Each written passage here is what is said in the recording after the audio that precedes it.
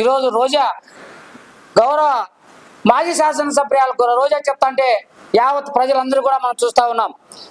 ఇప్పుడు మీరందరూ కూడా ఇటువంటి ప్రేరేపణలతో మీ అనధికారంగా మీ పెద్దలు కూడా కులాల మధ్య చిచ్చు పెట్టడం, మతాల మధ్య చిచ్చు పెట్టడం, బుకాయిచ్చి అధికారాన్ని చేజిక్కించుకోవడం, తద్వారా లక్షల కోట్లు సంపాదించుకునే పరిస్థితులు మీరు చూస్తూ ఉన్నారు. ఇటువంటి ఇంకా ఇప్పుడు జరిగినది ఒక ఎత్తు అయితే జరగబోయే కాలంలో ప్రయాణం కూడా రాబోయే కాలంలో మళ్ళీ వస్తే మేము అది చేస్తాం ఇది చేస్తామని చెప్పి మరి రాజకీయ పార్టీ నాయకులనే కాకుండా సామాన్య ప్రజలకి అధికారులను భయపడతా ఉన్నారు మీరందరూ కూడా. అటువంటి మళ్ళా వచ్చే ప్రసక్తే లేదు. ఇటువంటి నేరాలు చేసి ఇటువంటి దేవాలయాలను పడగొట్టి మీరు హిందూ సమాజాన్ని హిందూ స్థాపనని మీరు దెబ్బ కొట్టే పరిస్థితులు తీసుకొచ్చే ఆలోచన, మీరు పనిచేసే విధానాలు కరెక్ట్ కాదు. ఈ వ్యవస్థలకు ఉపయోగపడే విధానాలు మీరు చేయట్లేదు. ఈ ప్రజలకు మనోభావాలు మీరు దెబ్బతి కొడతా ఉన్నారు. భగవంతుడు క్షమించడు. ప్రజలకు తెలియకపోయినా భగవంతుడికి తెలుసు. మీరు ఖచ్చితంగా భగవంతుడితో మీరు ఆటలాడుతూ ఉన్నారు.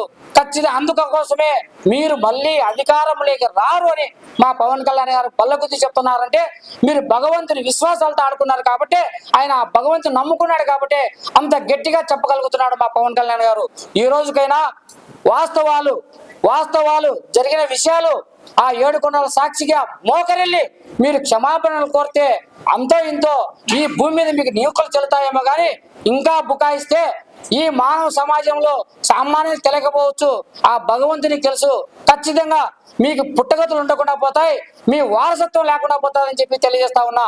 రాబోయే రోజుల్లో ఈ కూటమి ప్రభుత్వం గౌరవ ముఖ్యమంత్రి చంద్రబాబు నాయుడు గారు, గౌరవ ఉప ముఖ్యమంత్రులు మా పవన్ కళ్యాణ్ గారు నిర్విరామంగా సామాన్య ప్రజల కోసం కృషి చేస్తూ ఉంటే మీరు గుళ్ళ మీద దోపిడీలు చేయడము, మా మీద ఆపాదించడం, మరి మీరు ఏం చేస్తున్నారంటే ఈ ఆంధ్రప్రదేశ్ అభివృద్ధిలో అడుగడుగున అడ్డుకోవాలా? ఈ ఆంధ్రప్రదేశ్ అభివృద్ధి చేసేదానికి వీళ్ళకి అవకాశం ఇస్తే మళ్ళీ మనం వచ్చే దాఖలాలు లేవని చెప్పి ప్రభుత్వంలో మీ ప్రభుత్వం ఉంటే మంత్రి గారు ఈరోజు మీకు అధికారం లేకపోతే కాపు నాయకుడు ఏ రోజైనా కాపుల పక్కన ఉండి మీరు ఏ రోజున ఉద్యమాలు చేశారని చెప్పి అడుగుతా ఉన్నాం.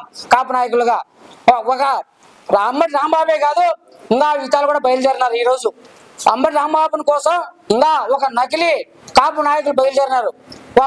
ఇలా వైఎస్ఆర్సీపీని మళ్ళీ ఏ పరిస్థితులైనా మళ్ళీ అధికారం తేవాలా, మాలాంటి అరాచక శక్తులు మేము చేసే ఎన్ని అకృత్యాలన్నీ కూడా కప్పిపుచ్చుకోవాలని చెప్పి కొంతమంది కాపు నాయకులు బయలుదేరినారు. ఖబర్దార్ చెప్తా ఉన్నాం, ఏ కాపు నాయకులు కూడా కాపు బలిజా ఒంటరి తెలగలందరూ కూడా ఒక్క పవన్ కళ్యాణ్ గారు నమ్మారు.